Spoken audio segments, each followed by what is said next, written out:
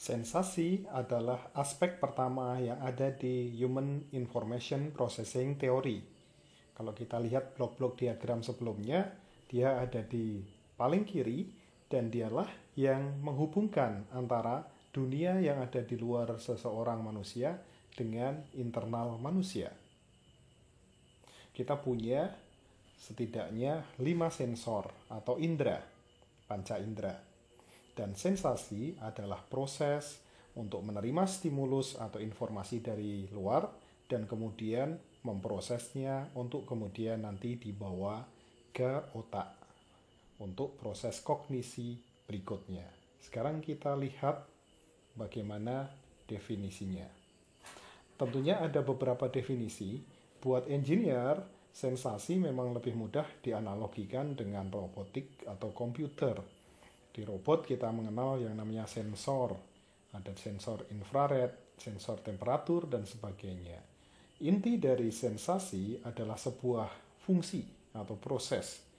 Disebut sebagai event yang sifatnya low level. Low level karena masih sederhana. Yang melibatkan biochemical, ya, kimia biologi, dan neurological. Dan proses tersebut dimulai dari adanya stimulus yang diterima oleh bagian-bagian khusus di dalam sensor kita atau indera kita yang biasa disebut reseptor, yang merupakan organ di dalam panca indera kita. Jadi cukup straightforward. Di slide berikutnya ini mungkin definisi yang lebih detail. Sensasi itu biasanya dikaitkan dengan proses mental juga karena ya tentunya dia bagian dari HIP atau keadaan mental. Ada yang melihatnya dari sisi prosesnya, ada yang melihatnya dari sisi tingkat keadaan. Yang mewakili awareness atau kesadaran atau pemahaman dari real world, tapi dari sisi masukan atau inputannya dulu. Jadi dari berbagai tahapan yang nantinya akan terjadi di dalam kognitif proses, dia adalah tahap pertama, tadi sudah disebut, dan tahapan ini adalah mengcapture atau menangkap stimulus yang muncul dari lingkungannya. Di sini, di slide ini dicoba supaya lebih jelas dibandingkan antara konsep sensasi dengan konsep berikutnya yang nanti akan dibahas di minggu berikutnya, yaitu konsep persepsi. Apa sih bedanya sensasi dengan persepsi? Kalau sensasi itu secara sederhana sifatnya pasif karena menangkap saja, menerima, kemudian mengirimkan. Kira-kira seperti itu untuk sensasi. Sementara persepsi itu disebut sebagai fungsi atau proses otak yang sifatnya lebih tinggi lagi, lebih complicated. Karena pada saat persepsi nanti, sinyal atau informasi yang datang dari luar itu diinterpretasikan, difahami. Kira-kira seperti itu. Jadi yang satu low level, yang satunya adalah high level. Beberapa terminologi, yang pertama mungkin Anda juga sudah kenal waktu SMA, yang biasa disebut sebagai reseptor, yaitu sel yang menerima. Kita punya di mata namanya retina misalkan, itu adalah contohnya. Jadi di sana banyak sekali sel-sel yang sangat sensitif untuk menerima rangsang. Kemudian kita mengenal proses yang disebut transduction.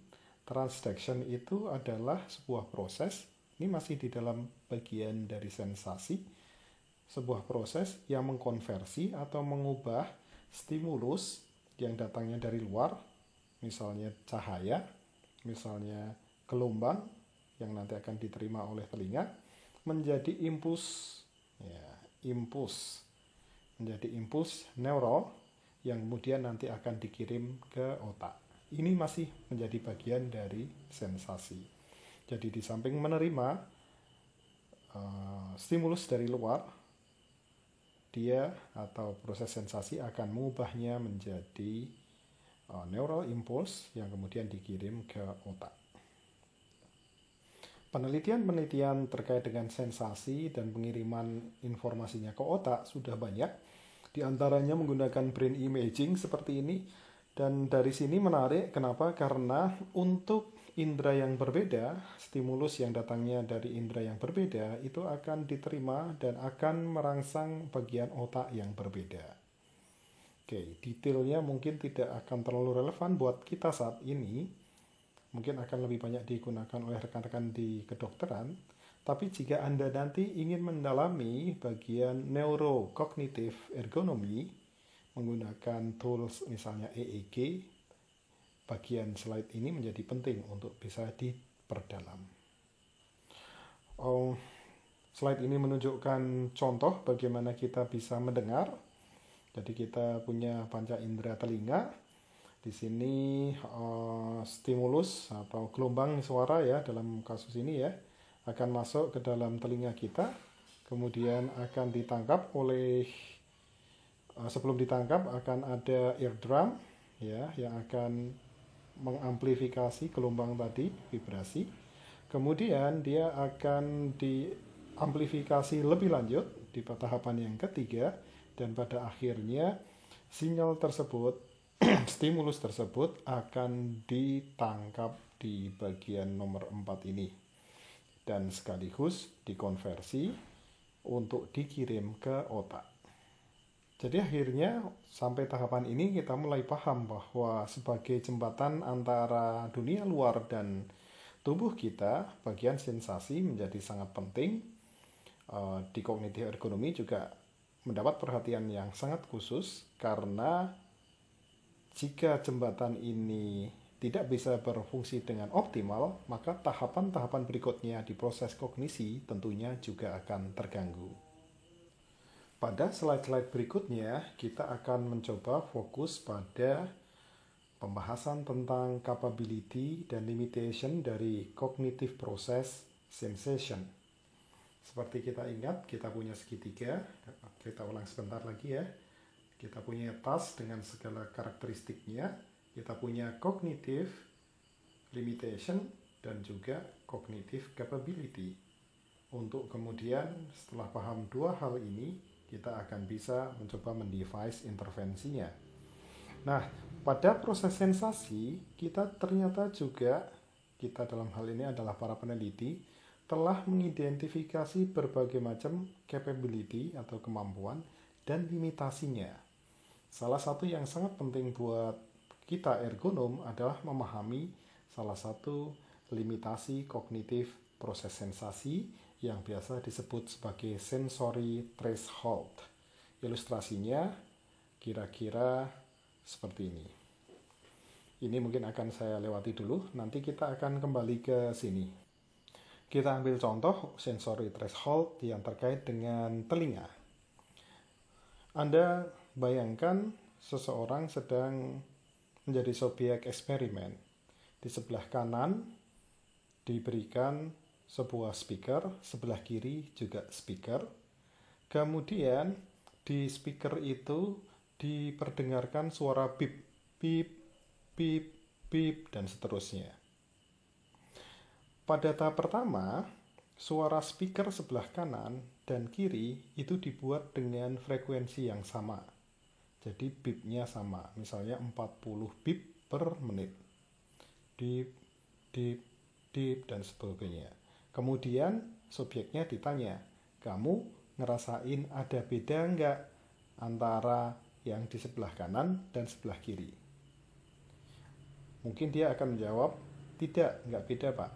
Kemudian yang di sebelah kanan frekuensinya dinaikkan menjadi 40,4 bit. Sementara yang sebelah kiri tetap dijaga. Kemudian ditanya, kalau sekarang kamu bisa dengar bedanya enggak? Jawabannya mungkin bisa ya, bisa tidak. Kemudian dinaikkan lagi jika jawabannya tidak, menjadi perbedaannya sekarang 0,6 antara kanan dan kiri. Mungkin dia akan menjawab tidak, dinaikkan lagi, dan sampai pada suatu perbedaan, sebagai contoh misalnya 40 dengan 41,2, dan pada perbedaan ini akhirnya responden atau subjek mengatakan, ya saya bisa merasakan beda antara stimulus sebelah telinga kiri dan stimulus telinga sebelah kanan. Maka informasi ini dicatat dan inilah yang kita sebut sebagai threshold atau batasan. Artinya apa batasan? Saat perbedaannya masih di bawah 1,2 dalam kasus ini, di bawah threshold, maka responden mengatakan dia tidak mendengar perbedaan, meskipun secara objektif ada perbedaan.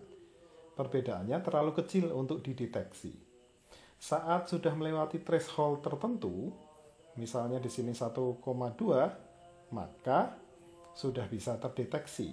Makanya ini kita sebut sebagai threshold atau batasan. Itulah salah satu contoh case yang kita sebut sebagai sensory threshold. Nah, sekarang kita coba lihat satu lagi pada gambar atau slide berikutnya.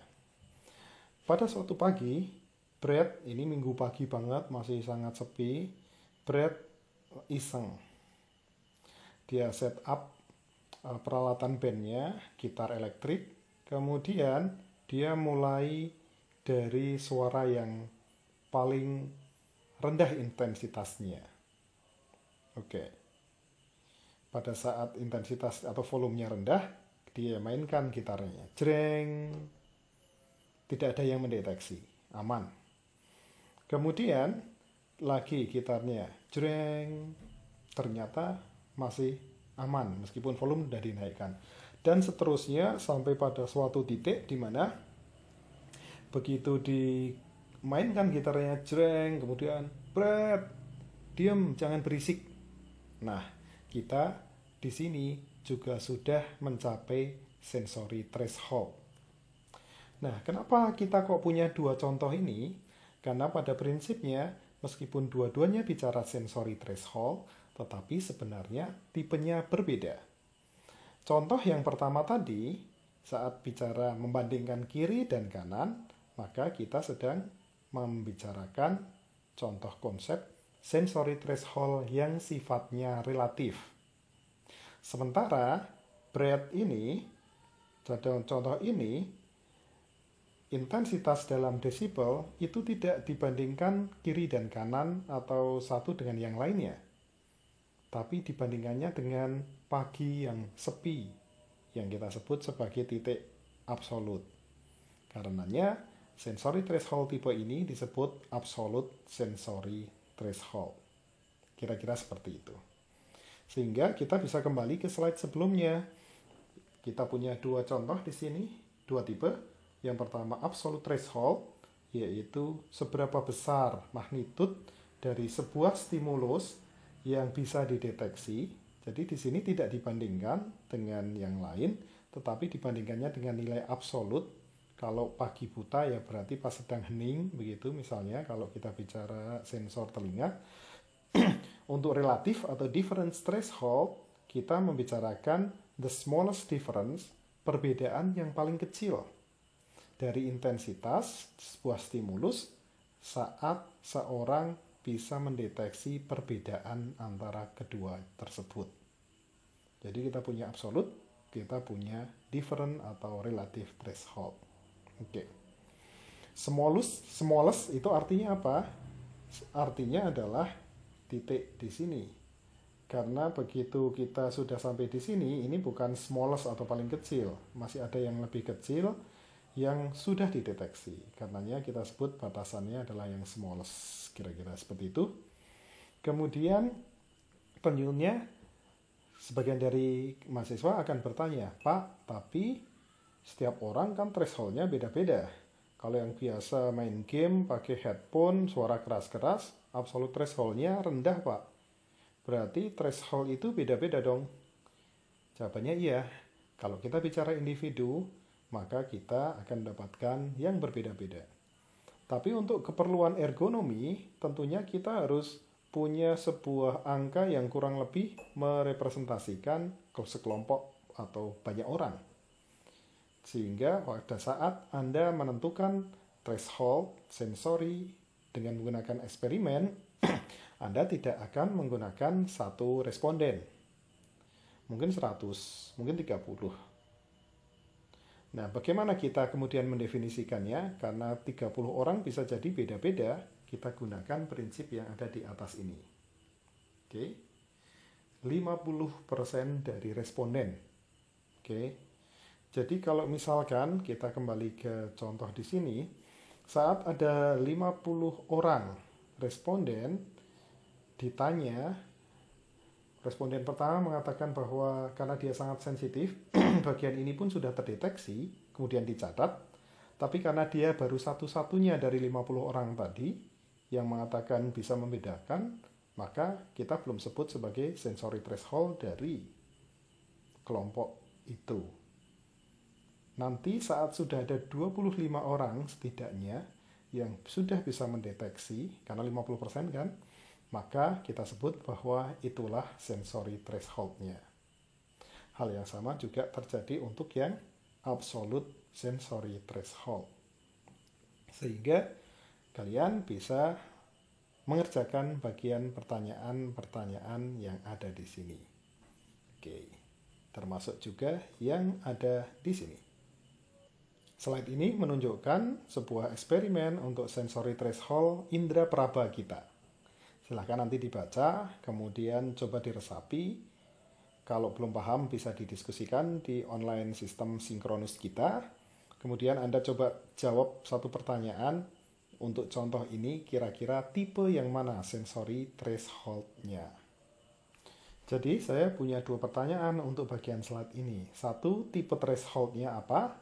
Dan yang kedua, kira-kira kalau di dunia industri, pemahaman tentang hal ini bisa digunakan untuk aplikasi apa ya?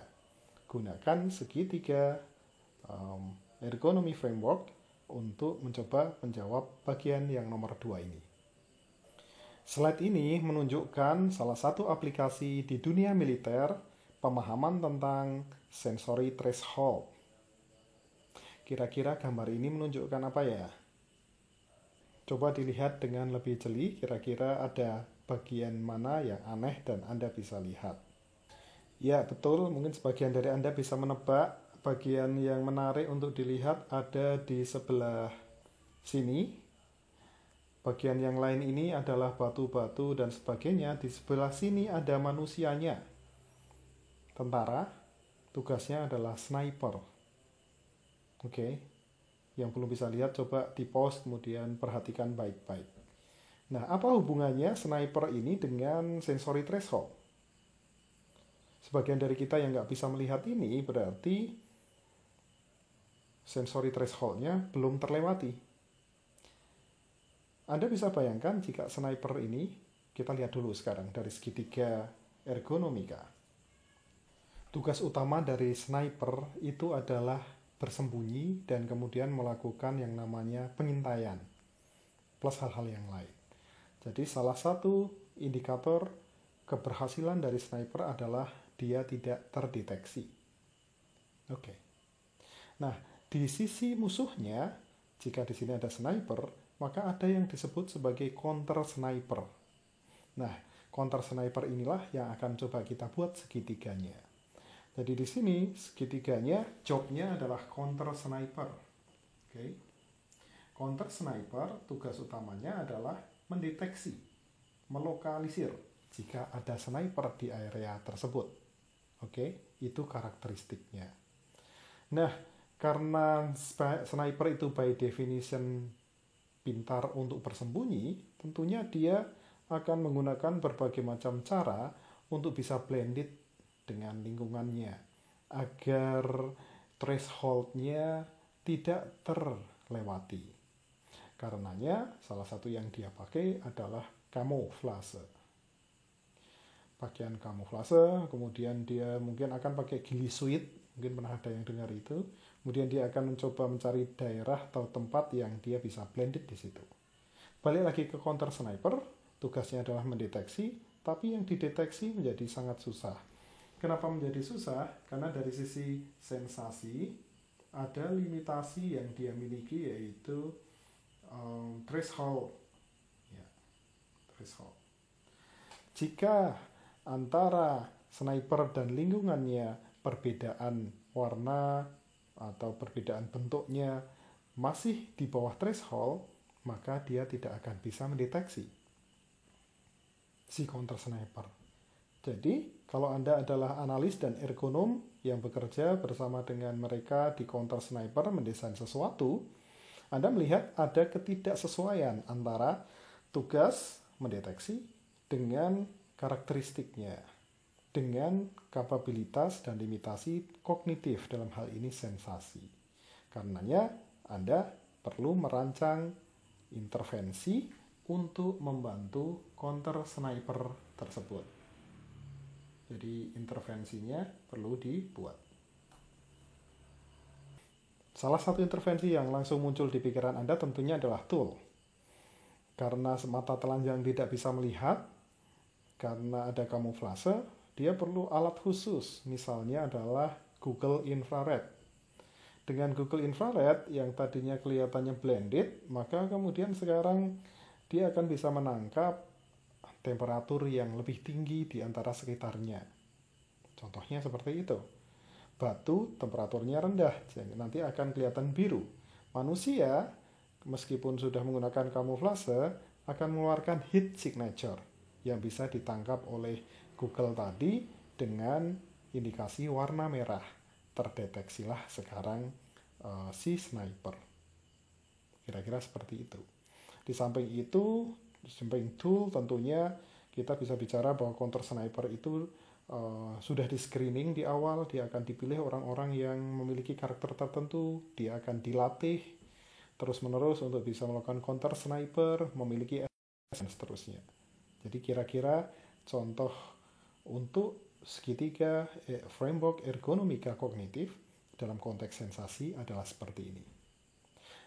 Ceritanya bisa dilanjutkan. Misalnya kalau sekarang Anda bekerjanya di bagian sniper.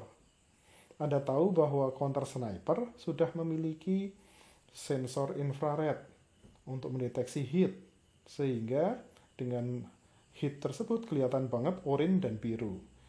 Threshold terlewati. Apa yang bisa dilakukan untuk membantu snipernya? Salah satunya tentu adalah, oke, kalau begitu snipernya harus dilengkapi dengan baju atau selimut yang bisa mengisolasi heat signature supaya tidak terdeteksi. Nah, sehingga threshold-nya akan tidak terlewati lagi.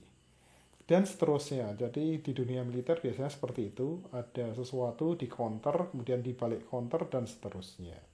Kira-kira seperti itulah contohnya untuk bagian sensation dari Human Information Processing Theory. Terima kasih. Assalamualaikum warahmatullahi wabarakatuh.